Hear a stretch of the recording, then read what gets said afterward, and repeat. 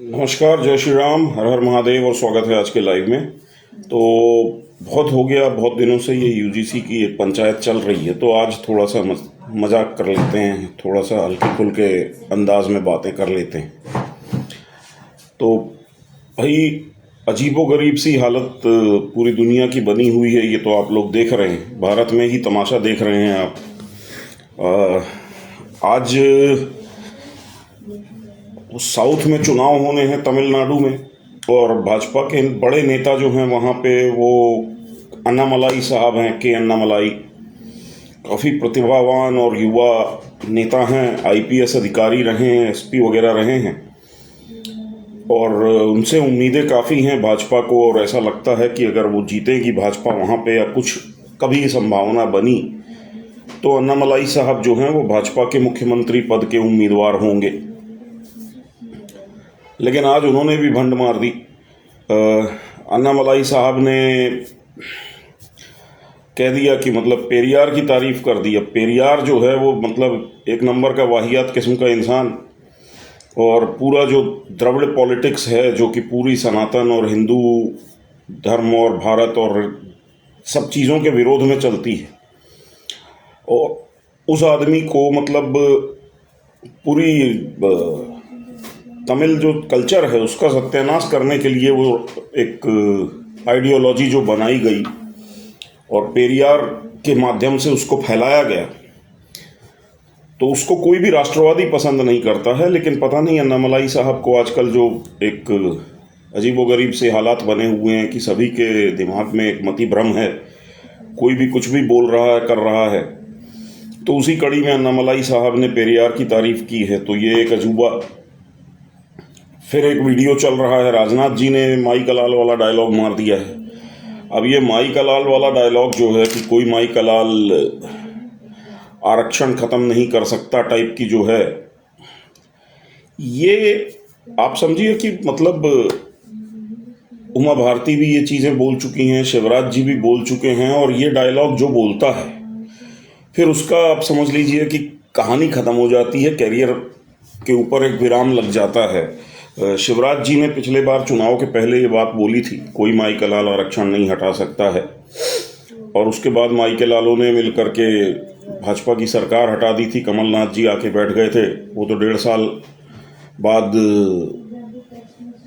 सिंधिया जी बागी हो गए, तो इसलिए भाजपा वापस आ गई, वरना कहानी तो हो ही गई थी। और अभी फिर राजनाथ जी ने मतलब वही चीज़ कर दी, जहां एक तरफ अब पूरे देश में ये बहस चल रही है कि चलिए अब आरक्षण को लेकर के एक समग्र बातचीत की जाए कि 75 सालों से आप 10-10 साल इसको बढ़ा रहे हैं, हासिल क्या किया 75 सालों में? ये अगर इतना ही अच्छा खूबसूरत सा एक व्यवस्था है तो 75 सालों में किसी की हालत सुधर क्यों नहीं पा रही है? तो इस बहस को न करके भाजपा जो है वो फिर कोशिश कर रही है कि हम आरक्षण को बढ़ाने का एक खेल खेलें। खैर अलग हटाइए, उसको क्या करना है। तो ये मतलब एक समय ऐसा चल रहा है कि लोग उल्टी बातें कर रहे हैं और खुद अपना जो जनसमर्थन है वो बर्बाद कर रहे हैं। तो ये वाली कहानी है बाबू भाई। अब क्या ही किया जाए, छोड़िए ना, अब जो है जैसा है।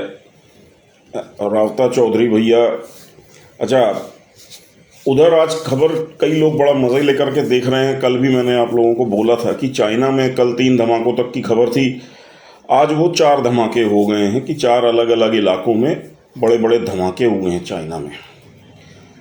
और ऐसा कहा जा रहा है कि उसके पीछे लश्कर तोयबा का हाथ है, और उससे जुड़े हुए कुछ बैनर पोस्टर वगैरह वहाँ पे दिखाई दिए हैं।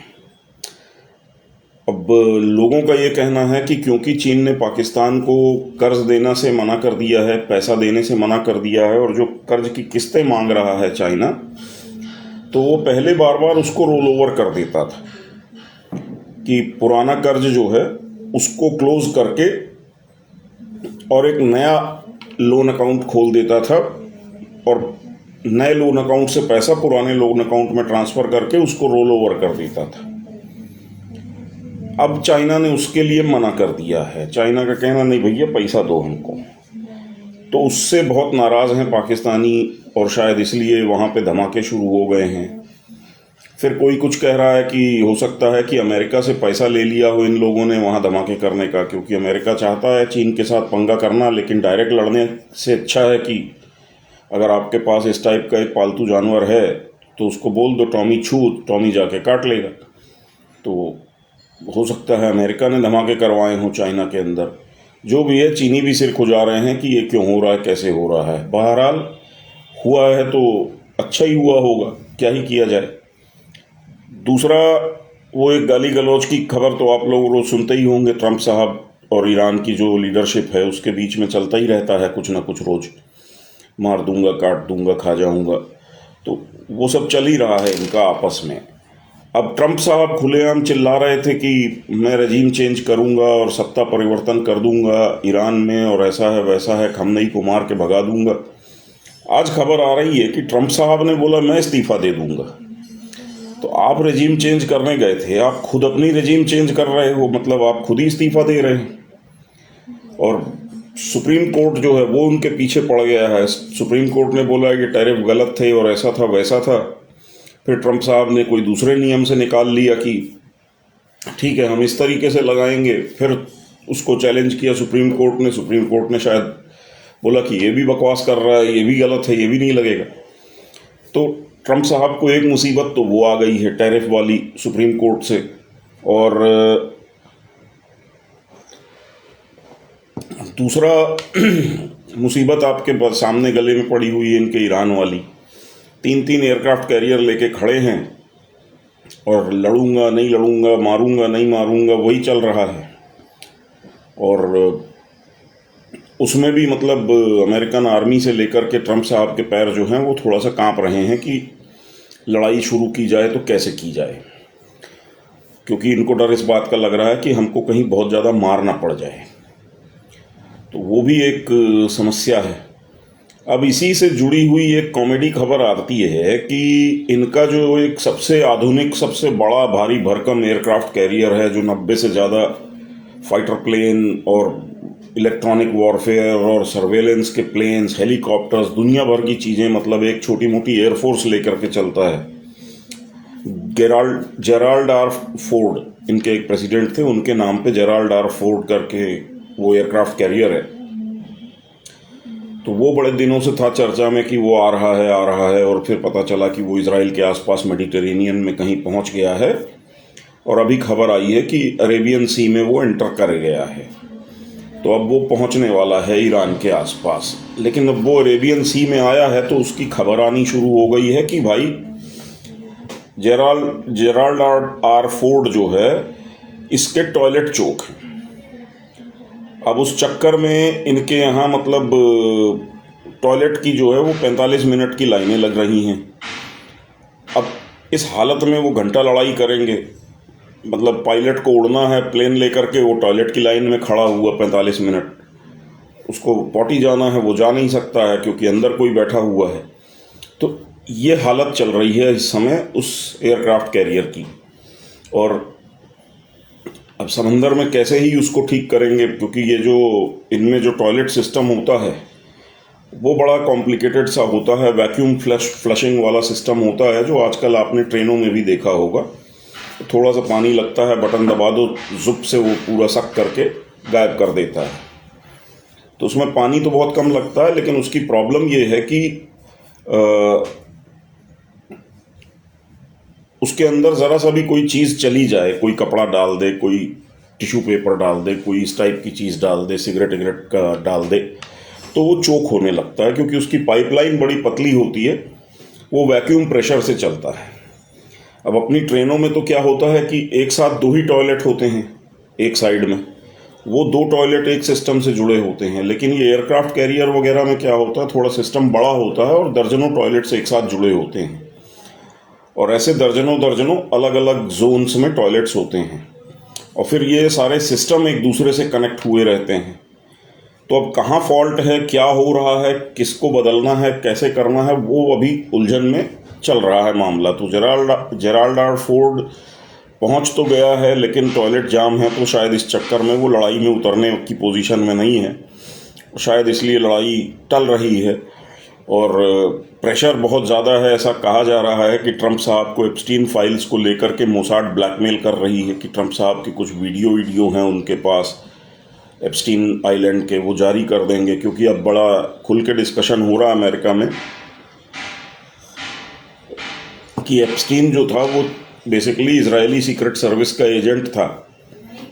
तो जो कुछ अमेरिका में रिलीज़ हो रहा है एप्स्टीन फाइल्स में, उससे बहुत ज़्यादा मसाला जो एक्चुअल था वो तो उसने इजराइल को दे रखा है। और अमेरिका में अब इस बात को लेके खुली बहस हो रही है कि कहीं ऐसा तो नहीं कि इजराइल के पास ट्रंप साहब के कुछ कारनामों की सीडी वगैरह है या वीडियोस हैं, फोटोग्राफ्स हैं कुछ विशेष किस्म के। तो ट्रंप साहब शायद उस दबाव में हैं और इजराइल कह रहा है ईरान पे हमला करो। तो ये मतलब आरोप ये लग रहा है ट्रंप साहब पे कि इजराइल से वो ब्लैकमेल हो रहे हैं और इसलिए वो युद्ध में जा रहे हैं। और डेमोक्रेट्स जो हैं, उनके विपक्षी जो हैं, वो इस चीज़ को धीरे धीरे मुद्दा बना रहे हैं कि एक बार लड़ाई तो शुरू करे और उसके बाद अमेरिका में ये हंगामा होगा कि अपने पर्सनल जो इसकी निजी ज़िंदगी है ट्रंप की, उसमें जो इन्होंने गंदे कारनामे किए हैं उससे बचने के लिए ये अमेरिका को युद्ध में झोंक रहे हैं और हमारे सैकड़ों हजारों सैनिकों को खतरे में डाल रहे हैं। ये माहौल बनाने की तैयारी में डेमोक्रेट्स बैठे हैं और ट्रंप साहब को इसका अंदाज़ा लग रहा है। तो अभी उन्होंने शायद बोला है कि मैं इस्तीफ़ा दे दूंगा। तो जैसा मैं आपको कई दिनों से बोल रहा हूँ कि समय चक्र ऐसा चल रहा है कि बड़े से बड़ा नेता कंफर्टेबल होकर नहीं बैठ सकता है कि उसकी कुर्सी सुरक्षित है, स्थिर है, स्थायी है, कभी भी कुछ भी हो सकता है। तो वो वाली स्थिति में अब ट्रंप साहब भी आ गए कि अच्छा, वो खुद पहले भी बोल चुके हैं कि मेरा इम्पीचमेंट किया जा सकता है। इम्पीचमेंट होता है अगर मान लीजिए और अगले चुनावों में इनकी पार्टी हार जाती है, डेमोक्रेट्स आ जाते हैं, तो ये लिख के ले लीजिए कि हाल के समय में जो ट्रंप साहब की गतिविधियां रही हैं और जिस तरह से उन्होंने राष्ट्रपति के ऑफिस को अपने पर्सनल बिजनेस के लिए यूज़ किया है, तो ट्रंप साहब का जेल जाना भी तय है। अमेरिका में बहुत सारे ऐसे लॉज हैं और रूल्स हैं कि जिसके तहत इनके ऊपर अरबों डॉलर की पेनाल्टी भी लगेगी और ये जेल भी जाएंगे। मतलब इनका पूरा बिजनेस एम्पायर से लेके सब खत्म हो जाएगा। ये उस कगार पे आ गए हैं और अब ऐसी हालत में हो सकता है कि ये किसी समझौते के तहत खुद रिज़ाइन कर दें कि भैया मेरे को मत रगड़ना या मेरे बिजनेस और बाकी और मेरी फैमिली को छोड़ देना। और इनके जो कांड हैं, कारनामे हैं, उसमें क्योंकि इनका दामाद हर जगह डिप्लोमेटिक काम करता हुआ दिख रहा है, मतलब ईरान के साथ नेगोशिएशंस जो चल रहे हैं अमेरिका के, उसमें इनका दामाद बैठ रहा है। और भी कई जगहों पे इनका बेटा जाता है। तो जब आरोप पत्र दाखिल होंगे या बनेंगे तो उनमें इनके परिवार के जो दामाद हैं, बेटे हैं, ये सब भी शामिल हो जाएंगे। तो वो बड़ी समस्या इनके सामने बनती जा रही है ट्रंप साहब के सामने। पुतिन साहब की अभी तक कोई खबर है नहीं। 11 दिन से वो गायब थे, लापता थे, जो मैंने आपको बोला। और चीन से जो खबर मिल रही थी कि उनको शायद ब्रेन में कोई इशू हुआ है, आगे उसके अभी तक कोई खबर है नहीं। तो पुतिन साहब का भी कुछ अता पता नहीं है। चाइना में 4 धमाके हो चुके हैं, मैंने बताया। लश्कर तोयबा का नाम लिया जा रहा है, लेकिन एक तरफ ये भी कहा जा रहा है कि वो ज़्यादातर जो एक्सप्लोजन हुए हैं वो पीपल्स लिबरेशन आर्मी, जो चाइना की आर्मी है, उसके बेसेस या जो जहाँ पे एम्यूनिशन डिपो वगैरह, हथियारों के भंडार वगैरह हैं, उनमें हमले हुए हैं। अब चीन से खबर ये आ रही थी कि पीएलए जो है उसका एक बहुत बड़ा हिस्सा जिनपिंग साहब के खिलाफ बगावत पे उतरा हुआ है। तो कहीं ऐसा तो नहीं है कि जिनपिंग साहब उस पे हमले करवा रहे हैं लश्कर तोयबा से? कुछ भी हो सकता है। कुल मिलाकर के moral of the story, Jinping साहब की कुर्सी भी खतरे में है। तो मैंने जो बता दिया आपको कि 4 पावरफुल कंट्रीज़ हैं इस समय दुनिया में। चीन का भी बताया आपको, पुतिन साहब का बताया, ट्रंप साहब का बताया, और चौथी बचती है फिर इंडिया। तो इंडिया में मोदी साहब की क्या हालत चल रही है आजकल, आप देख लो। तो कुल मिलाकर के पूरी दुनिया का क्या बैठने वाला भट्ठा कुछ समझ में नहीं आ रहा। और हर एक कंट्री के यहाँ उनकी लीडरशिप को लेकर के एक सस्पेंस बना हुआ है। इंग्लैंड की बात करें तो केयर स्टारमर साहब जो हैं, उनका भी सट्टा लगना शुरू हो गया है इंग्लैंड में कि ये कब इस्तीफा देगा। तो इंग्लैंड का भी यही हाल है। तो बहुत ही विचित्र सी स्थिति पूरी दुनिया की बनी हुई है। अच्छा, अब आज मैंने एक आर्टिकल लिखा था, छोटा सा पोस्ट, लंबी पोस्ट थी कह लीजिए। योगी साहब का जो दौरा है, क्या बोलते हैं, सिंगापुर और जापान का, उसको लेकर के तो उसके कई सिग्निफिकेंसेस हैं। सबसे बड़ी बात क्या है कि योगी जी सन्यासी तो हैं ही, लेकिन उसके अलावा क्या है कि वो भगवा ही पहनते हैं। और एक थ्योरी जो है वो काफ़ी पॉपुलर है। वो पुरानी थ्योरी ये कहती है कि जब नरेंद्र मोदी ने गुजरात की बागडोर संभाली थी तो उसके बाद उन्होंने गुजरात में इन्वेस्टमेंट्स और बाकी सारी चीज़ों को लाने के लिए वाइब्रेंट गुजरात का आयोजन करना शुरू किया था। और उस समय जापान में जो शिंजो आबे साहब थे वो वहाँ के प्राइम मिनिस्टर थे। और शिंजो आबे साहब को, वो बहुत हार्डकोर नेशनलिस्ट थे, और जो भी जापानीज़ नेशनलिस्ट हैं उनको कभी ये चीज़ नहीं भूलती है कि अमेरिका ने उनके साथ किया क्या था, जो न्यूक्लियर बॉम्ब गिराए गए थे।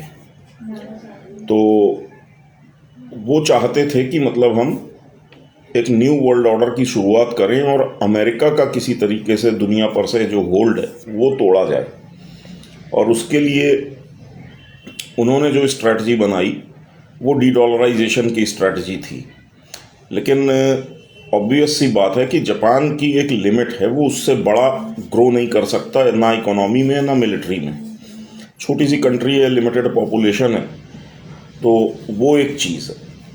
और वर्ल्ड को अगर अमेरिका से वो कराना है, मुक्त कराना है, तो वो अमेरिका के लेवल की या उस साइज़ की कोई कंट्री होनी चाहिए जिसकी पॉपुलेशन और क्षमता उस लेवल की हो। तो अच्छा, आबे साहब का ये था कि अगर ये वर्ल्ड पावर जो है वो जापान नहीं भी आती है तो कम से कम एशिया में वापस आ जाए। और जितने भी एशियन लीडर्स हैं जो अपने कल्चर से रूटेड हैं, जुड़े हुए हैं, जैसे कोरिया हो गया, जापान हो गया, या आप इंडोनेशिया चले जाएं, तो आप देखेंगे कि इनमें एक चीज़ बड़ी कॉमन है। ये सारे लीडर्स जो हैं वो ये एक चीज़ खुल के एक्सेप्ट करते हैं कि उनके देश के हज़ारों साल पुराने संबंध भारत से रहे हैं, और भारत की जो सिविलाइजेशन है वो उनकी मदर सिविलाइजेशन रही है, कि इस सिविलाइजेशन से उनके यहाँ हर चीज़ की प्रेरणा आई है। ये चीज़ जापानीज़ भी मानते हैं, ये चीज़ थाईलैंड वाले भी मानते हैं, ये चीज़ आपका इंडोनेशिया में भी माना जाता है, और मैक्सिमम कंट्रीज़ में ये माना जाता है एशिया की। तो उनको भी ये था, जापान को, आबे साहब को भी, कि अगर ये इंडिया की तरफ जाता भी है वर्ल्ड पावर तो कोई दिक्कत नहीं है, क्योंकि हज़ारों साल पहले से इंडिया ही दुनिया में शक्ति का केंद्र रहा है। और जब इंडिया ताकतवर और फ्लरिश करता है तो उसके नीचे या उसकी छांव में ये सारे देश भी बहुत सुखी और संपन्न रहते हैं और सुरक्षित रहते हैं। तो वहाँ ऐसा हुआ कि जापान ने मोदी साहब को आइडेंटिफाई किया कि ये एक नेशनलिस्ट लीडर है और इसको आगे बढ़ाया जाए। और उसके बाद 2009 से आगे मेरे ख्याल से वाइब्रेंट गुजरात समिट जो है उसमें जापान पार्टनर बनता है गुजरात का, और गुजरात जापान पार्टनरशिप होती है। और उसके बाद हर साल जापान जो है वो वाइब्रेंट गुजरात समिट में बहुत बढ़ चढ़ के हिस्सा भी लेता था, और एक के बाद एक बड़े बड़े MOUs और सिग्नेचर्स सब कुछ हो करके और बड़ा इन्वेस्टमेंट गुजरात आने लगता है, मोदी की पॉपुलैरिटी बढ़ने लगती है, और वो एक गुजरात मॉडल जो है वो सामने आने लगता है जिसमें गुजरात का तेज़ी से डेवलपमेंट और सब कुछ होता है, और उसमें इनको बहुत इनपुट्स जापान से मिल रहे होते हैं। तो ये चीज़ है। अब आज की स्थिति देखते हैं तो योगी जी का पहला जो फॉरेन विजिट हो रही है वो जापान से हो रही है शुरू। सिंगापुर गए हैं, सिंगापुर आज हैं, मेरे ख्याल से कल जापान पहुंच जाएंगे। और यहाँ पे मूर्खतापूर्ण एक बातचीत हो रही है कि योगी जी वही भगवा कपड़े पहन के गए हैं, देखो इन्होंने कपड़े नहीं बदले। तो देखिए, ये पूरी एशियन कंट्रीज़ जो हैं ये सारी कभी ना कभी बुद्धिस्ट इन्फ्लुएंस में रही हैं। ज़्यादातर तो आज भी बुद्धिस्ट इन्फ्लुएंस में है या बुद्धिज़्म माना जाता है इनके यहाँ, और बुद्धिज़्म का काफ़ी रिस्पेक्ट है इन कंट्रीज़ में। अब अगर आप इनके जो बुद्धिस्ट वो हैं, भिक्षु हैं या मॉन्क्स हैं, उनकी वेशभूषा देखेंगे तो वो एग्जैक्टली योगी आदित्यनाथ जैसी रहती है। वो भी भगवा कपड़े पहनते हैं और नॉर्मली उनके भी बाल नहीं होते हैं सर पे, तो वैसा रहता है। तो योगी जी अगर वहाँ जा रहे हैं जापान या इन कंट्रीज़ में, तो उनके लिए कोई अचंभा नहीं है। उनको मालूम है कि बौद्ध भिक्षु या मॉन्क या जो मतलब सन्यासी लोग होते हैं वो ऐसे ही होते हैं। उनकी कंट्री में भी जो हैं मतलब सन्यासी वगैरह वो ऐसे ही हैं। तो योगी जी को अगर कुछ इस वेशभूषा से कोई फर्क पड़ना है तो योगी जी को ये फायदा देने वाली है, क्योंकि भले उनकी एज कम है लेकिन क्योंकि वो सन्यासी वाला एक जो उनका लुक है, मतलब सन्यासी तो वो हैं ही, लेकिन अगर आप जापान की बात करें, आप इंडोनेशिया की बात करें, थाईलैंड की बात करें, इवन चाइना की बात करें, तो वहाँ की पब्लिक योगी जी को देख के तुरंत आइडेंटिफाई कर लेगी कि ये सन्यासी आदमी है, ये संत है। और उस लेवल की एक रेस्पेक्ट जो है वो ऑटोमेटिकली आती है। ये पूरे एशिया में इस वेशभूषा में कोई भी होगा तो उसके लिए आएगी। इन कंट्रीज़ में क्योंकि बुद्धिज़्म ज़्यादा है तो बुद्धिस्ट फिलॉसफी से वो लोग देखेंगे तो भी बुद्धिस्ट संत जो हैं, मॉन्क्स जो हैं, उनकी यही वेशभूषा होती है, भगवा कलर पहनते हैं। दलाई लामा को आपने यहाँ पे देखा होगा, ऐसे ही बाकी जगहों पे भी। तो योगी जी को ये जो चीज़ है ये उल्टा फ़ायदा देने वाली है। आपने देखा होगा म्यांमार में एक बुद्धिस्ट जो मॉन्क हैं जो बड़े फेमस हैं हमारे राष्ट्रवादियों में, विराथू नाम से, जिनके आह्वान पे ये पूरा अचानक से पूरा जो म्यांमार का जनसमूह है वो उठ खड़ा हुआ और उसके बाद रोहिंग्या जो हैं वो म्यांमार छोड़ के भागे थे। तो वो भी विराथू जो है, उनको आप देखेंगे तो उनकी फ़ोटोज़ देख लीजिए, आपको बिल्कुल लगेगा कि हाँ योगी जी के जैसे। वो भी भगवा पहनते हैं, सर उनके भी बाल नहीं रहते हैं और सीधे खड़ी खड़ी बात करते हैं। तो ये आप समझ लीजिए कि योगी जी के लिए बिल्कुल ये जो भगवा ड्रेस है और जो उनका एक बैकग्राउंड है कि वो एक मॉन्क है, मॉन्क मतलब एक मठ, एक आश्रम के प्रमुख हैं, तो ये सारी चीज़ें जो हैं ये एशिया के कल्चर में बहुत रेस्पेक्टेबल बना देती हैं किसी भी व्यक्ति को, एक आम नेता से ज़्यादा। तो एशिया के अंदर तो मैं कहूँगा इवन चाइना के अंदर अगर कल मोदी जी की जगह योगी प्राइम मिनिस्टर बन के आते हैं तो मोदी जी से ज़्यादा रेस्पेक्ट योगी की इसलिए होगी कि वो सन्यासी हैं और उनमें एक जो बुद्धिज़्म की जो छवि है वो ये एशियन कंट्रीज़ देखेंगी और इनकी उस तरीके से एक religious leader plus a political leader, वो वाली रिस्पेक्ट इनको मिलेगी। तो मोदी जी को जहाँ पे कि एक स्टेट्समैन या एक पॉलिटिशियन के लेवल पे रिस्पेक्ट मिला कि वो एक बहुत मैच्योर पॉलिटिशियन हैं और पब्लिक का बहुत तगड़ा सपोर्ट है उनको, सब कुछ है, तो वहाँ पे योगी जी को वो सब मिलेगा प्लस एक ये जो रिलीजियस एंगल है इधर से सपोर्ट मिलेगा। तो एशिया के लीडर बन के वो बड़े आसानी से उभरेंगे। और जापान की तरफ से जो है वो उनकी विज़िट फाइनल हुई है और माना जा रहा है कि कई नई टेक्नोलॉजीज़ को लेकर के जापान जो है वो अब जैसे वाइब्रेंट गुजरात में पार्टनर बना था गुजरात का, अब जापान जो है वो उत्तर प्रदेश का पार्टनर बनना चाहता है। और इनकी जो आने वाली विजिट है, हो सकता है कि इसमें कुछ आपको बहुत चौंकाने वाली घोषणाएं होती हुई दिखाई दें। वैसे आपको ये मैं बता दूं कि उत्तर प्रदेश के लिए जो है वो योगी जी का विजन क्या है।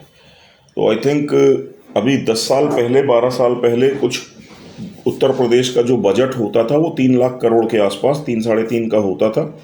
इस बार 9.25 साढ़े 9 लाख करोड़ का बजट है। तो मतलब योगी जी के 10 साल के टेन्योर में वो 2.5-3 गुना तो हो गया है उत्तर प्रदेश का बजट। और इनका जो विजन है वो ये है कि हम उत्तर प्रदेश की इकोनॉमी को 1 ट्रिलियन पे ले जाएंगे। और मेरे हिसाब से अगर उत्तर प्रदेश अपने पोटेंशियल पे काम करता है तो वो 5 से 10 ट्रिलियन के बीच में बड़ी जल्दी, बहुत आसानी से पहुंच सकता है। और जापान जो है वो इसमें इनकी बहुत बड़ी मदद कर सकता है। अब इन्होंने जो प्लान किया है, वो जो जेवर इंटरनेशनल एयरपोर्ट है वो इस समय शायद इंडिया का सबसे बड़ा एयरपोर्ट बनने वाला है। इंदिरा गांधी इंटरनेशनल एयरपोर्ट जो दिल्ली में है उस पर आई थिंक 2 रनवेज हैं, और जो जेवर इंटरनेशनल एयरपोर्ट है उस पर 5 रनवे बन रहे हैं। तो इसकी कैपेसिटी समझिए कि उससे कितनी ज़्यादा है दिल्ली वाले जो एयरपोर्ट है। और इस एयरपोर्ट के 2 बाजू से, मतलब 25-50 किलोमीटर के डिस्टेंस से 2 मेन रेलवे ट्रैक्स गुजरती हैं। और ये दोनों रेलवे ट्रैक्स मतलब नॉर्थ साउथ ईस्ट वेस्ट दोनों डायरेक्शन में जा रही हैं। तो जेवर के आसपास के जो रेलवे स्टेशंस हैं वो पहले गांवों के छोटे रेलवे स्टेशन होते थे, ट्रेनें रुकती नहीं थी। अब उन स्टेशनों पे राजधानी जैसी गाड़ियों को रोकने के लिए बहुत बड़े स्तर पे उन स्टेशंस को डेवलप किया जा रहा है।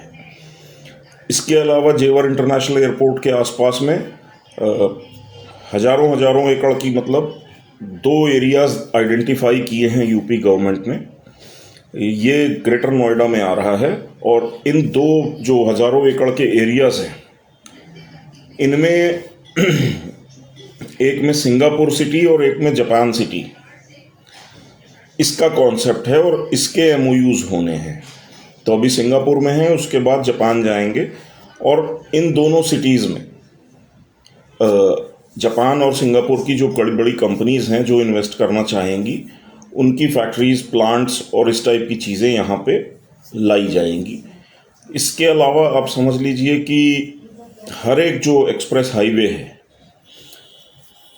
उत्तर प्रदेश के अंदर, उस हर हाईवे के आसपास कनेक्ट करके उससे 500 से 1000 एकड़ के आसपास लैंड पार्सल्स कई जगहों पे खरीद करके यूपी गवर्नमेंट ने रख दिए हैं।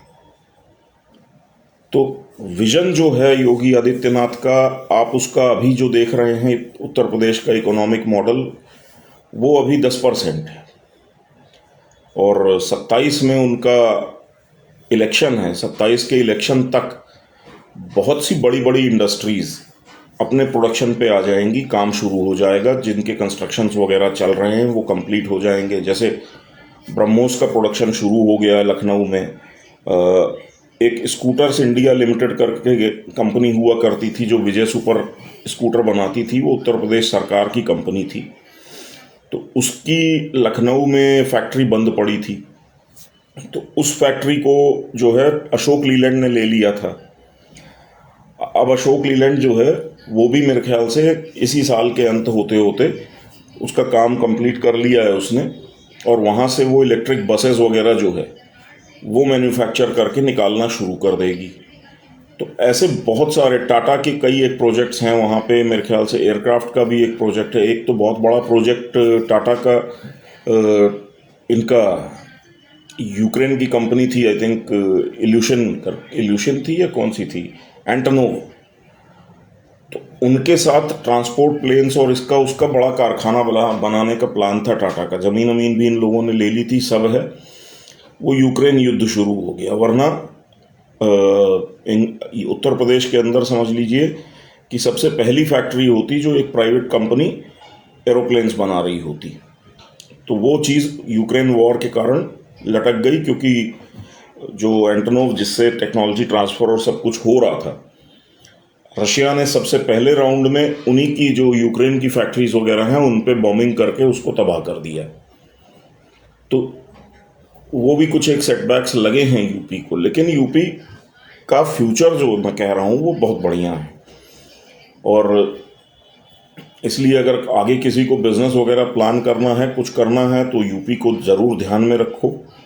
और आपका जेवर इंटरनेशनल एयरपोर्ट जो ग्रेटर नोएडा में, अगर आपको कोई काम धंधा बिजनेस वगैरह करना है तो आप उस एरिया में कोई काम शुरू कर सकते हैं। वहाँ पे मतलब कंस्ट्रक्शन से रिलेटेड आपका काम, कंस्ट्रक्शन मटेरियल, इस टाइप की चीज़ें, इसका बहुत स्कोप आने वाला है, क्योंकि वहाँ पे अब एयरपोर्ट चालू होते ही अंधाधुंध कंस्ट्रक्शन होना है। तमाम तरह के 5 स्टार 7 स्टार होटल्स से लेकर के, और आपका बड़ी बड़ी कंपनीज, फैक्ट्रीज, इंडस्ट्रीज, हाउसिंग, हर चीज़ आने वाली है। तो आपका टाइल, सीमेंट, लकड़ी, लोहा, जो भी आप कर सकते हो काम, वो वहाँ से आप काम शुरू कर सकते हो।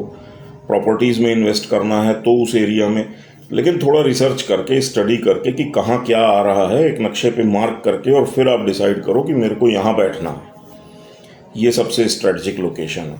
तो उस टाइप का, जैसे मैंने बताया कि भाई एक ये मतलब एक एयरपोर्ट इतना बड़ा आ रहा है, 2 मेजर रेलवे स्टेशन डेवलप हो रहे हैं उस एयरपोर्ट के दोनों साइड में, और 2 मेजर इंडस्ट्रियल टाउन्स डेवलप हो रहे हैं।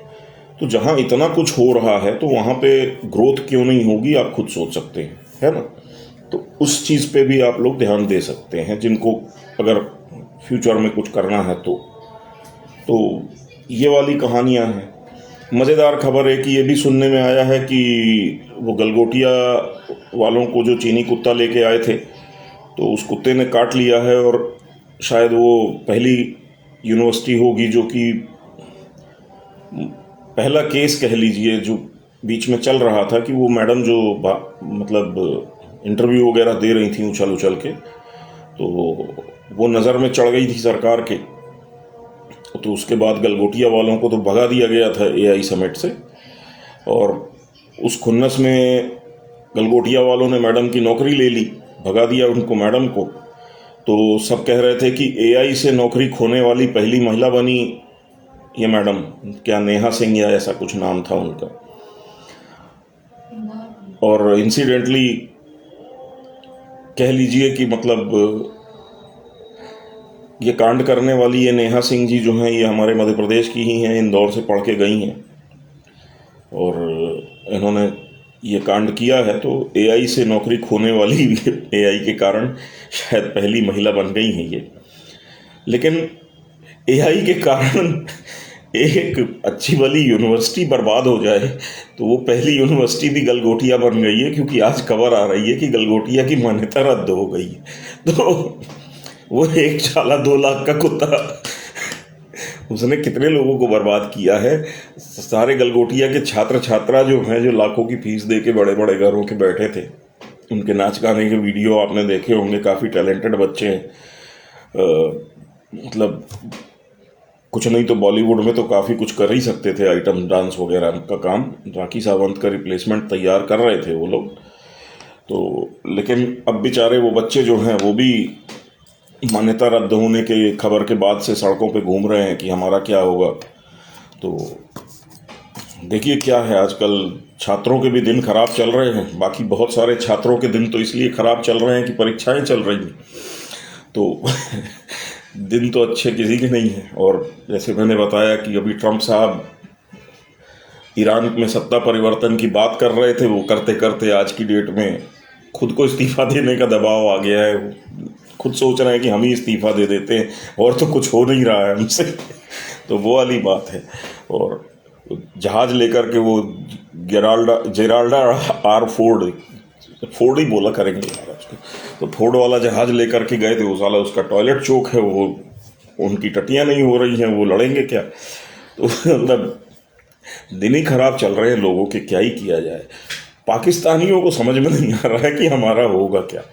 अभी वो उनके एक क्या तो नाम है यार, बड़ा अच्छा सा नाम है, हुडबाय करके हैं या कौन है एक, तो उन्होंने अभी एक अमेरिका में रहते हैं, वो जिस टाइप की बात करते हैं वो पाकिस्तान में रह भी नहीं सकते हैं, तो अमेरिका में बैठ के बात कर रहे हैं। उन्होंने एक बात करी कि भाई मैं अमेरिका में रहता हूँ और मेरी यहाँ चाइनीज़ वगैरह लोगों से बातचीत होती है, सब कुछ है, उनका कहने का मतलब थ्योरी ये थी कि चीनियों को हमसे कोई मतलब नहीं है, मतलब चीनी जो हैं वो पाकिस्तानियों के बारे में बिल्कुल सोचते भी नहीं, कोई कनेक्शन नहीं है। अच्छा, बोले वो इंडियंस हमको गालियां देते हैं, सब कुछ है, लेकिन कम से कम हमारे बारे में सोचते हैं, इसलिए हमें गाली देते हैं। चीनियों को तो फर्क भी नहीं पड़ता है, पूरे पाकिस्तानी मर जाएं तो भी किसी चीनी को कोई दुख नहीं होगा। तो इस टाइप की उन्होंने बात की। आगे उन्होंने बोला कि पाकिस्तानियों को जो गलतफहमी है कि हमारे चीन के साथ बिजनेस रिलेशंस और ये हैं वो हैं, तो बोले देखिए चीन जो है वो बड़ा एक प्रैक्टिकल और बिजनेस ओरिएंटेड देश है, और कल को अगर मान लीजिए पाकिस्तान भारत से मर्ज हो जाता है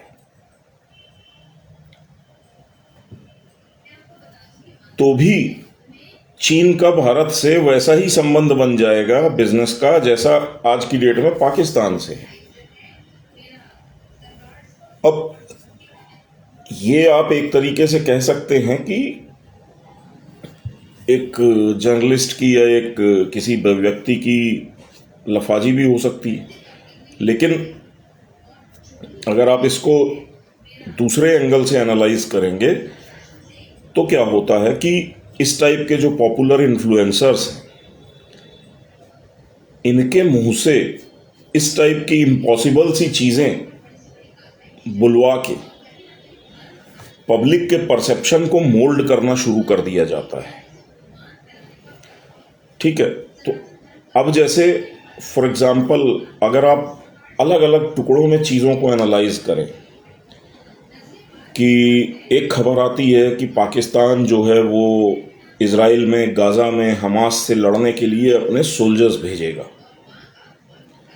यहाँ क्या हो रहा है, यहाँ पाकिस्तानियों की जो पाकिस्तान को लेके एक आइडेंटिटी है उस पे चोट की जा रही है इस बात से।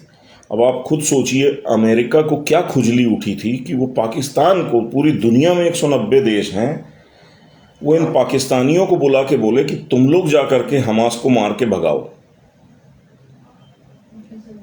भाई पैसा तो ये लोग लेंगे, ये भिखारी हैं, बिना पैसे के कुछ करते नहीं हैं, लेकिन अगर पैसा दे के ही ये सब कराना है तो दुनिया में तो ऐसे बहुत सारे गरीब देश हैं, है कि नहीं भाई? अफ्रीका में बहुत सारे देश हैं। 10-20 हज़ार 25 हज़ार की जो फौज की बात कर रहा है अमेरिका की 25 हज़ार सैनिक हमको यहाँ लगाने हैं गाज़ा में सिक्योरिटी के लिए, वो तो अफ्रीका से भी ला सकता था। पैसा ही तो देना है। पाकिस्तानियों को $1000 दोगे, हो सकता है अफ्रीका वाले $700 में आ जाएं। तो पाकिस्तानी क्यों? लेकिन वो ढूंढ के पकड़ के पाकिस्तानियों को लाया। इसके लिए उसने साल भर जब से वो प्रेसिडेंट बना, वो इन गधों को साला पकड़ करके उसने अपने यहाँ खाना खिलाया, पिलाया, सहलाया, पुचकारा, सब कुछ किया। क्यों? क्योंकि पाकिस्तानी जो पब्लिक है उसके दिमाग में ये सवाल डालता था कि पाकिस्तान बना क्यों था, हमारी आइडेंटिटी क्या है। हम जिस इज़राइल को ज़िंदगी भर गाली देते आए 75 साल से, आज हमारी ये औकात है कि उनकी चौकीदारी के लिए हमको खड़ा होना पड़ रहा है, और इज़राइली यहूदियों की सुरक्षा करने के लिए हमको दूसरे मुस्लिम्स को मारना पड़ रहा है। इस फ्रेम में उनको लाके खड़ा कर दिया कि अब तुम अपने दिमाग से सोचो कि तुम कितने पाकिस्तानी हो और कितने मुस्लिम हो। फिर दूसरी खबर आती है कि अचानक अफगानिस्तान से इनकी दुश्मनी हो जाती है, और अफगानी जो हैं वो खुल के इनको गालियां दे रहे होते हैं, और फिर ये अफगानी जो यहाँ पे पाकिस्तान में रह रहे होते हैं ये उनको भगा रहे होते हैं। अब पाकिस्तान के अंदर पश्तून बड़ी एक नॉर्मल सी चीज़ है, उनकी पॉपुलेशन का एक अच्छा खासा परसेंटेज है। कराची के अंदर अगर आप बात करेंगे तो 30-40% पॉपुलेशन पश्तून है या पठान है, इतने ज़्यादा पश्तून हैं वहाँ पे। मतलब पंजाबी के बाद शायद सबसे ज़्यादा संख्या जो है, पॉपुलेशन जो है वो पश्तूनों की है पाकिस्तान में, सेकंड लार्जेस्ट पॉपुलेशन। अचानक ये पश्तूनों के पीछे पड़ जाते हैं, पश्तून इनके पीछे पड़ जाते हैं, दुश्मनी। फिर पाकिस्तानी सोच रहा बैठ के, पाकिस्तान बना क्यों था, हम मुसलमान हैं तो हम दूसरे मुसलमान से लड़ क्यों रहे। ठीक।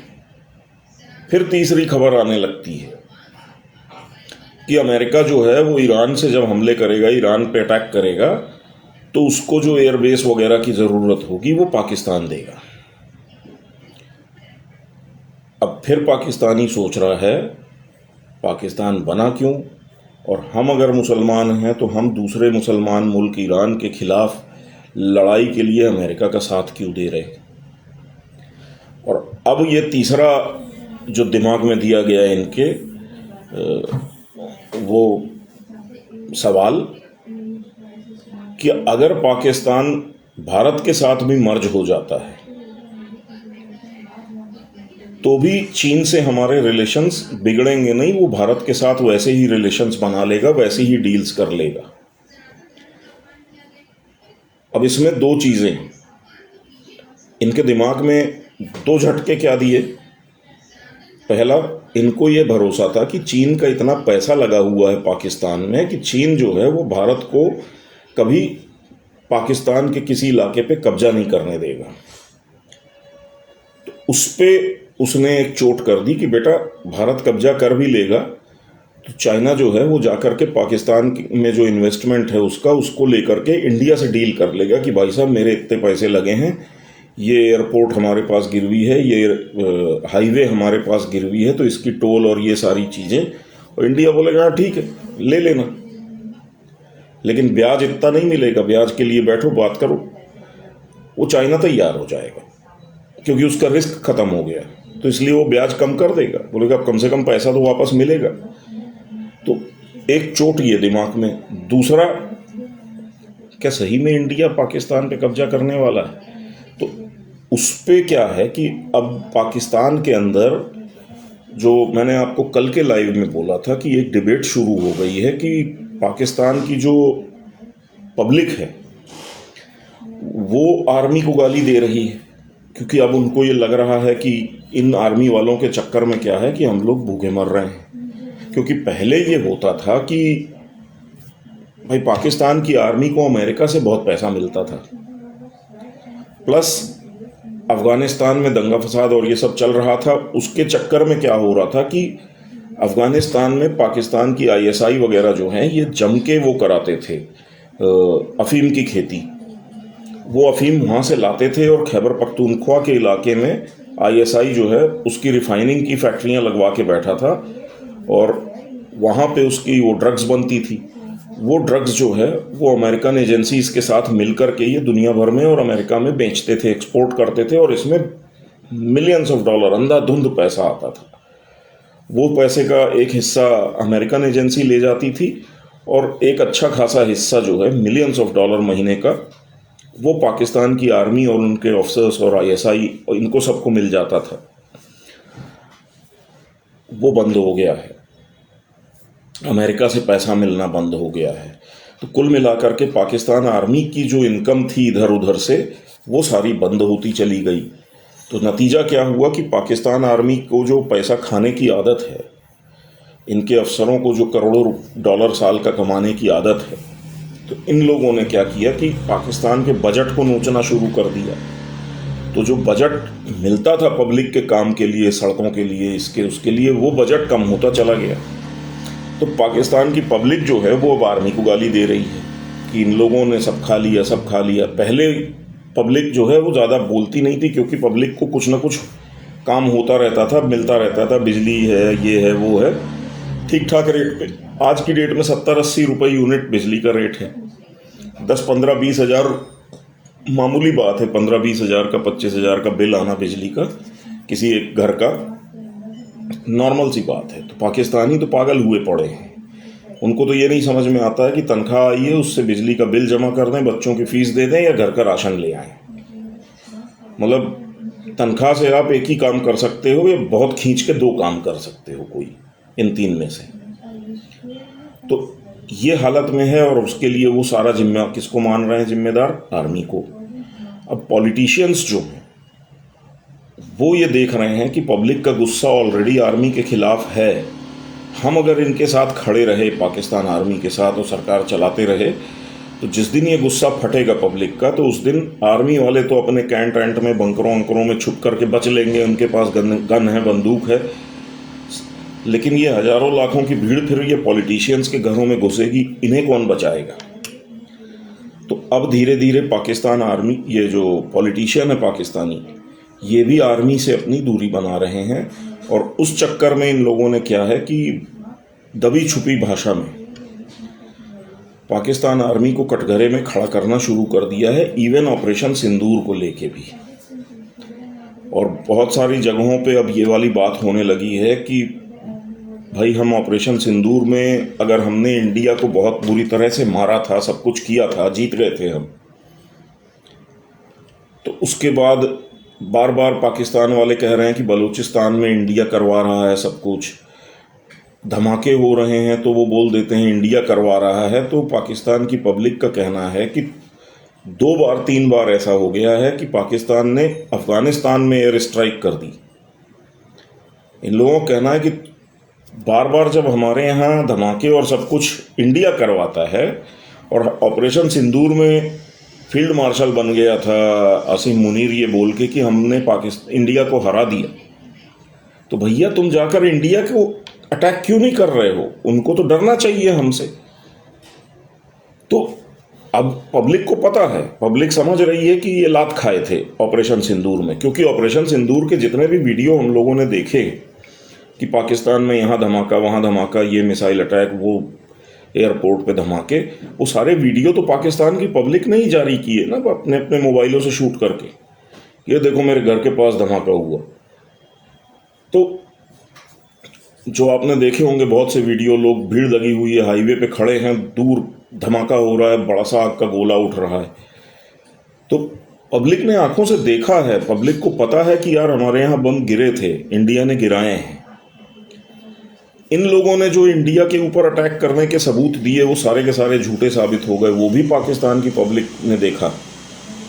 इन लोगों ने बोला हमने इतने रफ़ाइल गिरा दिए, और रफ़ाइल का वो टेल नंबर जो है वो जारी किया कि ये देखो ये टेल नंबर है, वो भी इंडिया ने इनका एक्सपोज ऐसे किया कि एक कुछ इंटरनेशनल एक्सरसाइज थी, उसमें एक टेल नंबर का प्लेन जो है उसको भेजा, वो पूरी दुनिया में फ़ोटो खींची, और लोगों ने मजाक उड़ाया इंटरनेशनली कि ये पाकिस्तानी जो दावा कर रहे थे कि इस नंबर का रफ़ाइल गिरा है, ये तो यहाँ एक्सरसाइज में उड़ रहा है।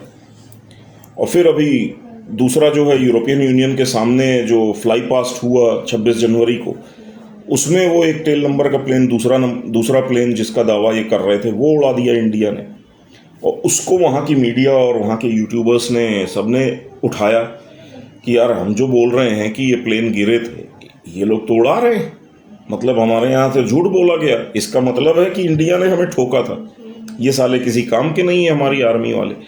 तो वो माहौल बन रहा है। अच्छा, जो मैं आपको पहले से बोल रहा हूँ वो कि एक अंडरस्टूड प्लान है कि जिसके अंदर पाकिस्तान की एक स्लो कोलैप्स करना है, धीरे से बिल्डिंग, कंट्रोल्ड डेमोलिशन जिसे बोलते हैं ना, आपने देखा होगा बहुत सारी बिल्डिंगों को बम लगा के धम से गिरा दिया जाता है, तो बम से उड़ाया जाता है बिल्डिंग को, लेकिन एक कंट्रोल्ड तरीके से कि वो धीरे से अपनी जगह ही कोलैप्स करे, इधर उधर डैमेज ना हो।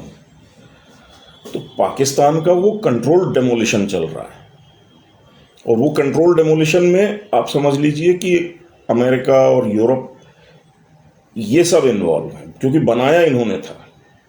वेस्टर्न पावर्स ने पाकिस्तान को क्रिएट किया, 75-80 साल उसको पाला पोसा, पैसा दिया इन्हीं लोगों ने, और अब क्योंकि इनका पावर कोलैप्स हो रहा है और इंडिया इमर्ज हो रहा है, और आगे इनको क्योंकि इंडिया के साथ काम करना है, सब कुछ करना है, तो चुपचाप इन्होंने जो ये क्रिएट किया था इंडिया के लिए न्यूसेंस, ये बंद करनी पड़ेगी, क्योंकि इंडिया को बहुत अच्छे से पता है कि ये बना क्यों था, किसने बनाया था, क्या पर्पस था, और 75 साल में इनका वेस्टर्न कंट्रीज़ का रोल क्या रहा है पाकिस्तान को लेके, ये इंडिया को बहुत अच्छे से पता है। तो आप अब टेबल पे बैठ करके इंडिया के साथ बिजनेस की बात करेंगे, ग्रोथ की, डेवलपमेंट की, इन सब चीज़ों की बात करेंगे, और हमारी पीठ पे खंजर मारेंगे पाकिस्तान को पाल पोस के, ये नहीं चलेगा।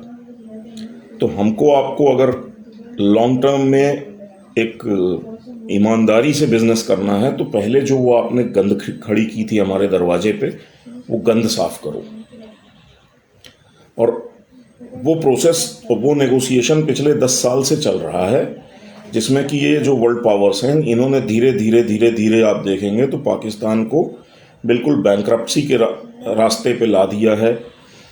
कर्ज इनको $5 बिलियन कमिट किया जाता है, दिया एक जाता है। वो जैसे ही एक आता है एक ख़त्म, पता ही नहीं चलता कहाँ गया, क्योंकि 5 मिलने वाला है उस हिसाब से इन्होंने अपनी रिक्वायरमेंट्स बनाई हुई होती हैं। आता 1 या 2 है तो कहाँ जाता है पता ही नहीं चलता। तो पाकिस्तानियों के ऊपर कर्ज चढ़ता जा रहा है, इनको समझ में नहीं आ रहा है कि हम उससे कर क्या पा रहे हैं।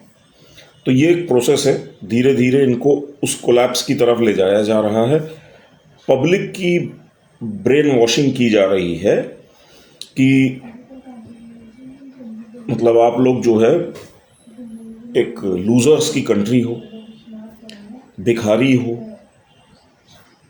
भारत आपसे बहुत आगे है, बहुत डेवलप्ड है, वो टेक्नोलॉजी में आगे है। तो आप लोगों को मैं बार बार बोलता हूँ ना कि इनके जो पिछले 5-7 सालों में आप देखेंगे कि बाढ़ आ गई थी एकदम से। यूट्यूब चैनल्स जो पाकिस्तान के हैं, वो साले यूट्यूबर्स तुतला तुतला के बोलते थे, अड़े पड़े करके बातें करते हैं, वो पाकिस्तानी बोल नहीं पाते ठीक से। और आधी पॉपुलेशन तो ऑफिशियली मेंटली रिटार्ड है बिकॉज ऑफ द इनब्रीडिंग। वो तो मेडिकल रिसर्च है उसकी बाकायदा।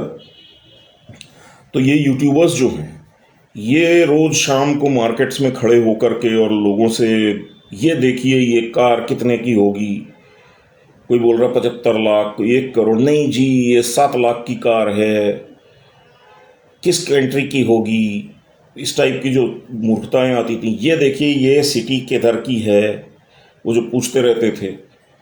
और फिर ये बेंगलोर है जी, ये चंडीगढ़ है। ये जो चुतियापा चला रहे थे ये लोग 7 साल से, ये क्या था? ये तो जो भट्ट दिमाग पाकिस्तानी हैं उनके दिमाग में, उनकी खास तौर से यूथ के दिमाग में ये प्रोग्रामिंग की जा रही थी कि तुम लोग किसी काम के नहीं हो, इंडिया बहुत आगे है। और फिर आपने देखा होगा तो बहुत सारों के रिएक्शंस आते थे, वो मेरे को इंडिया ले चलो। वो लड़कियों के वीडियो आ रहे हैं कि इंडिया जाओगी तो क्या करोगी, वो मैं स्ट्रीट फूड खाऊंगी जी, बड़े मज़े के फूड होते हैं, वहाँ की चाट बड़ी अच्छी होती है। तो वो इनको प्रोग्राम किया जा रहा था कि तुमको सालों आगे जा करके इंडियन बनना है। और अब वो प्रोग्रामिंग एक लेवल पे हो गई। उसके बाद अब क्या हो रहा है, अब they are being taught to hate their country. अब वो अपने आप को पाकिस्तानी बोलने से कतराने लगे। तो आपने देखा होगा कि उनकी मीडिया ने मतलब मेन स्ट्रीम किए कुछ शब्द, पाकिस्तानी हम तो भिखारी हैं जी। उनका प्राइम मिनिस्टर, हम जाते हैं जी, लोग इधर उधर देखने लगते हैं, उनको लगता आया है मांगने के लिए। ये सब चीज़ें क्यों हो रही हैं? ये उनको डिसमेंटल करने का प्रोसेस है। भाई 25 करोड़ की पॉपुलेशन है, उनको आप अचानक तो नहीं बोल सकते कि आज से तुम पाकिस्तानी नहीं हो, पाकिस्तान नाम की चीज़ नहीं है। आपको उनको मेंटली प्रिपेयर करना पड़ता है। वो पिछले 8-10 सालों से ये प्रोसेस धीरे धीरे धीरे धीरे बिल्डअप किया जा रहा है। तो दैट इज द प्रोसेस। और इसी पूरी प्रोसेस में अगर आप देखेंगे तो जो अरब वर्ल्ड है उसके ऊपर धीरे धीरे इंडिया की डोमिनेंस बढ़ाई जा रही है। आज जैसे यूएई जो है वो भाग करके इंडिया आया है सिक्योरिटी डील करने के लिए, ओमान के साथ डील है, अबू धाबी वो पैसा दे रहे हैं, ज़मीन दे रहे हैं जी, मंदिर बनाओ हमारे यहाँ। वो क्यों? वो एक सिक्योरिटी अम्ब्रेला मांग रहे हैं इंडिया से, क्योंकि उनको ये बता दिया गया है कि अगले 10 साल के अंदर अमेरिका का इस इलाके में कोई रोल बचेगा नहीं, वो जाएगा। वो अमेरिकन ने भी इन्हें बता दिया है कि हम जाएंगे। अब जैसे आज की डेट में खबर क्या आ रही है ईरान को लेकर के कि अमेरिका अपने सारे बेसेस खाली कर रहा है अरब कंट्रीज से।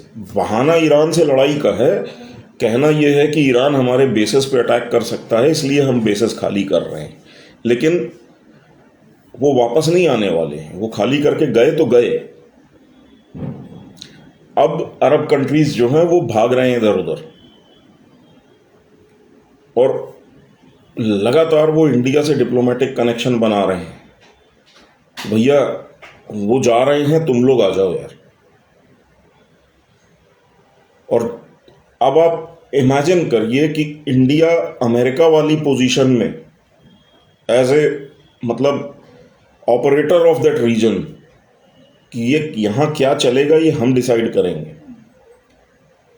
एक बॉस बन के आप बैठोगे वहाँ कि तुम्हारी सिक्योरिटी हमारे हाथ में, तुम्हारा ट्रेड हमारे हाथ में, तुम्हारा बिजनेस हमारे हाथ में, तुम्हारा एग्जिस्टेंस हमारे हाथ में। तो अब बॉस वाली बात हो गई, जो मैंने बहुत पहले के लाइव्स में आपको बताया है कि इंडिया का जो एक चक्रवर्ती मॉडल होता है, कि चक्रवर्ती सम्राट क्या होते हैं, तो वो दूसरे किंगडम को खा नहीं जाते थे, लेकिन वो किंगडम हमारे अंदर में है। ये वो मॉडल इंप्लीमेंट कर रहा है इंडिया अरब कंट्रीज में। तो अमेरिका का मॉडल कॉलोनाइजेशन वाला है कि हम घुस के जाएंगे, कब्जा कर लेंगे।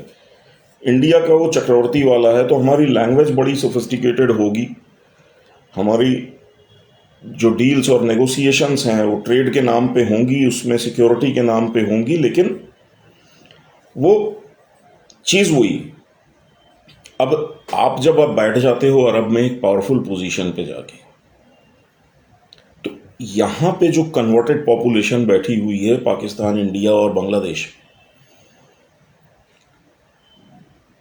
इस पॉपुलेशन के दिमाग में पिछले 70, 75, 80 सालों से, 100 सालों से ये फीड किया जा रहा है, ख़ासतौर से 70s के बाद से, जब से इनके यहाँ तेल का पैसा आया अरब से, तब से इनको ये फीड किया जा रहा है कि अरब बहुत पावरफुल हैं, तेल है उनके पास, देखो वो रोल मॉडल्स हैं इनके। और उनको दिखा करके इनको हिंदू हेट्रेड सिखाई गई है। अब जब ये देखेंगे कि हिंदूज तो वहां उनके भी बॉस बन के बैठे हैं, तो यहां पे ये कैसे आपसे आंख में आंख मिला के बात करेंगे? तो समझ रहे हैं? तो ये वाली पूरी कहानी है। अब यहां से ट्रांजिशन जो है वो इंडिया को करना है, क्योंकि अभी तक जो हो रहा था वो काम शांति के साथ, धीरे धीरे, पेशेंस के साथ, स्टेप बाय स्टेप मेथड के साथ करना था। तो वहां पे हमको नरेंद्र मोदी जैसे आदमी की ज़रूरत थी, जो बिल्कुल ठंडे दिमाग से, आराम से, बिना एग्रेसिव हुए काम कर सके। लेकिन जब आप एक पावरफुल पोजीशन हासिल कर लेते हैं तो फिर आपको आदमी एग्रेसिव चाहिए होता है। आप जब एक डोमिनेंट पोजीशन पे आ जाते हैं तो उस डोमिनेंस को बना के, चला के दिखाने के लिए आपको फिर एक पावरफुल, एक शक्तिशाली आदमी चाहिए होता है ना? तो वहां पे फिर आपका योगी जी का रोल आता है। और इसलिए मैंने बोला कि योगी जी जापान गए हैं, उनकी अगले 2-3 सालों में जो ताजपोशी करी जानी है उसके लिए उनकी इंटरनेशनल एक्सपोजर और ग्रूमिंग शुरू हो गई है। तो अभी वो जापान होके आए हैं, फिर वो यूरोप भी जाएंगे, फिर वो अरब कंट्रीज भी विजिट करेंगे, फिर वो इजराइल भी जाएंगे। तो मोदी जी के रहते हुए भी जो सेकंड इन कमांड है वो पोजीशन क्रिएट की जा रही है। तो ये पूरा एक लॉजिकल फ्लो है। जो कुछ अभी तक मैंने आपको बोला है, जब इन सब चीज़ों को आप ठंडे दिमाग से सोचेंगे तो आपको समझ में आएगा कि हाँ, ऐसा है। आपके पास एक बहुत स्ट्रांग मिलिट्री बन चुकी है, एक आर्मी बन चुकी है, लेकिन अभी तक मोदी जी ने उसका यूज़ किया है, 2 बार किया है, ऑपरेशन सिंदूर में किया है और बालाकोट में किया है। हमने उसको पाकिस्तान के ऊपर प्रोजेक्शन करके दिखाया है कि हमारी ये है, लेकिन इसकी कैपेबिलिटीज़ जो हैं पाकिस्तान तक लिमिटेड नहीं है। और आज अगर आप सोचिए कि 114 और प्लस कुछ है तो ऐसे 130-40 रफाल जैसे एडवांस्ड प्लेन्स इंडिया खरीद रहा है। सुकोई 57 का हमारा डील फाइनल है रशिया से, वो भी डन हो जाएगी। और वेस्टर्न जो एनालिस्ट्स हैं अमेरिकन्स, वो सर पीट रहे हैं बैठ करके कि ये जो सुकोई Su-57 है उसको अमेरिकन्स बोलते थे कि यार ये प्लेन जो है मतलब F-35 की टक्कर का नहीं है। अच्छा, रशियन भी मानते थे कि पार्टली स्टेल्थ है, पूरी तरह से स्टेल्थ नहीं है और कुछ कमियां हैं, लेकिन बहुत सी उसकी खासियतें भी हैं। जैसे F-35 सिंगल इंजन प्लेन है तो उसकी मैनूवरेबिलिटी उतनी अच्छी नहीं है। Su-57 डबल इंजन प्लेन है तो उसका मूवमेंट बहुत क्विक और फास्ट होता है, तो वो बेनिफिट्स भी हैं सुकोई 57 के पास। तो वो डरते थे अमेरिकन उससे, लेकिन इंडिया आ रहा है और इंडिया के साथ जो नेगोशिएशंस हो रही हैं उससे अमेरिकन पैनिक में हैं, क्योंकि इंडिया अपने हिसाब से उसमें जो मॉडिफिकेशंस मांग रहा है, जैसे रेडार, मैंने आपको पिछली बार भी बताया था कि इंडिया ने गैन टेक्नोलॉजी डेवलप कर ली है, गैलियम नाइट्रेट करके एक टेक्नोलॉजी है। तो उसके कारण जो हमारी रेडार की कैपेसिटी है वो रशियन रेडार से डबल है। तो वो हम अपना जो हमारा ऐसा रेडार है उत्तम, आई थिंक, तो लेटेस्ट जो रेडार अभी आया है, हम वो फिट करने की बात कर रहे हैं उनसे कि हम आपका रडार नहीं लेंगे, Su-57 में हम अपना लगाएंगे। वो रडार की कैपेसिटी जो है वो F-35 से ऊपर है।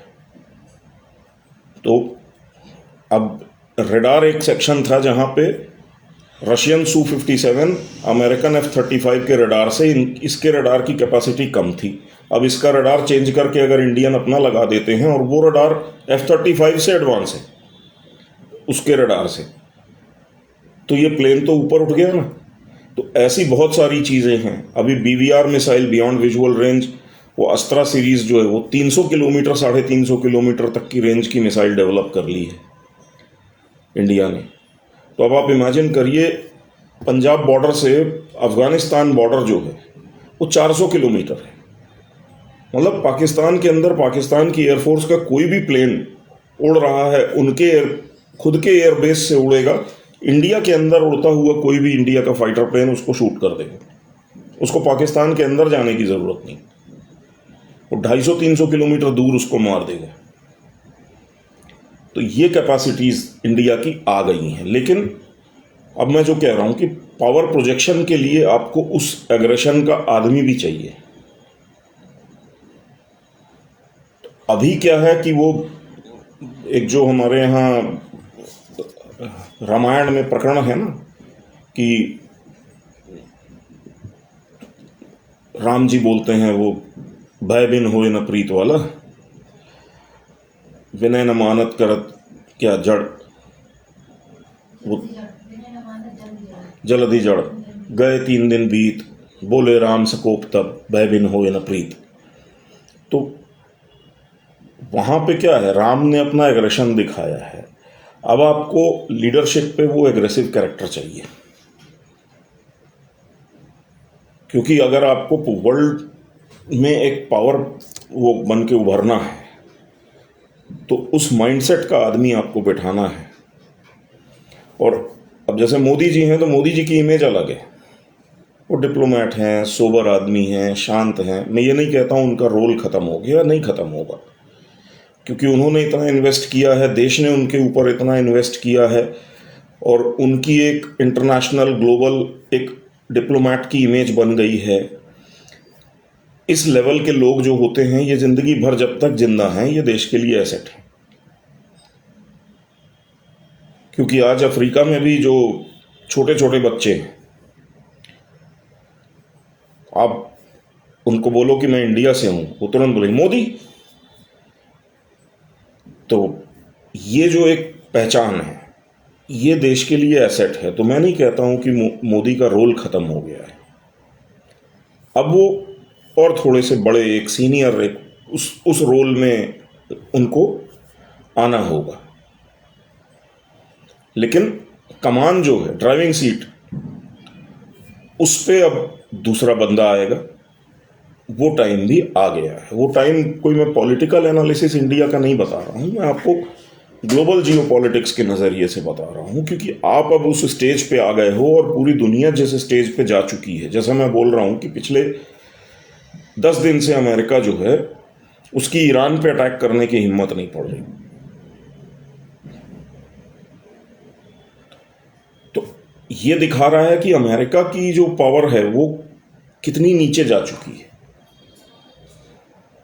वो ईरान के डर से वो अपने सारे जो बेसेस हैं यहाँ के उनको खाली कर रहा है अरब कंट्रीज में,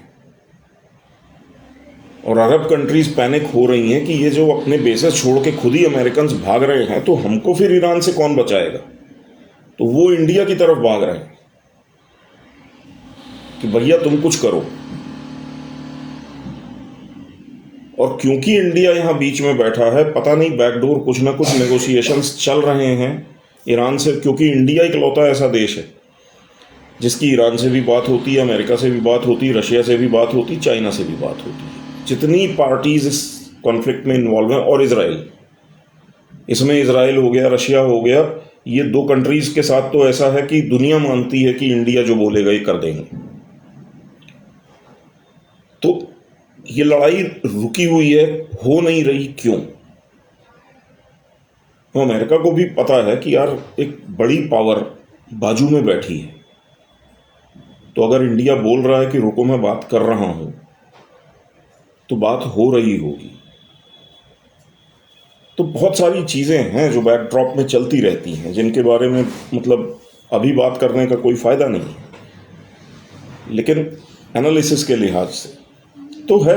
आगे जाकर के चेंज डेफिनेट है। बहुत सारे लोग जो हैं वो एक फालतू की बात करते रहते हैं कि मोदी रहेंगे, मोदी नहीं रहेंगे, योगी रहेंगे, नहीं आने मिलेगा, ये है वो। ऐसा कुछ होता नहीं है। देखिए, लार्जर जो पूरे वर्ल्ड की जियो पॉलिटिक्स डिसाइड करती है, पूरी जियो इकोनॉमिक्स डिसाइड करती है, प्लस आप समझिए कि इंडिया का जो कॉरपोरेट वर्ल्ड है, जो दुनिया भर की कंट्रीज़ हैं जिन्होंने इंडिया के साथ MOU किया है, जो बिलियंस ऑफ डॉलर साल का इन्वेस्ट करने की तैयारी करके बैठे हैं इंडिया में, इन सबकी ज़रूरत है कि इंडिया के अंदर लीडरशिप पे डिसाइसिव, पावरफुल, डोमिनेंट आदमी बैठे जो वर्ल्ड के पूरे सिस्टम को मैनेज कर सके, चला सके।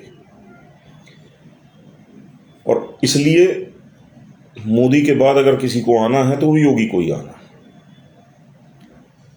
और इसलिए आप देखेंगे तो चाहे ना चाहे, जाने अनजाने, लोग अमित शाह का नाम लेते हैं, लेकिन क्या इंडिया की तरफ से अमित शाह का मीडिया से लेके सब जगह वैसा एक्सपोजर है जैसा योगी आदित्यनाथ का है?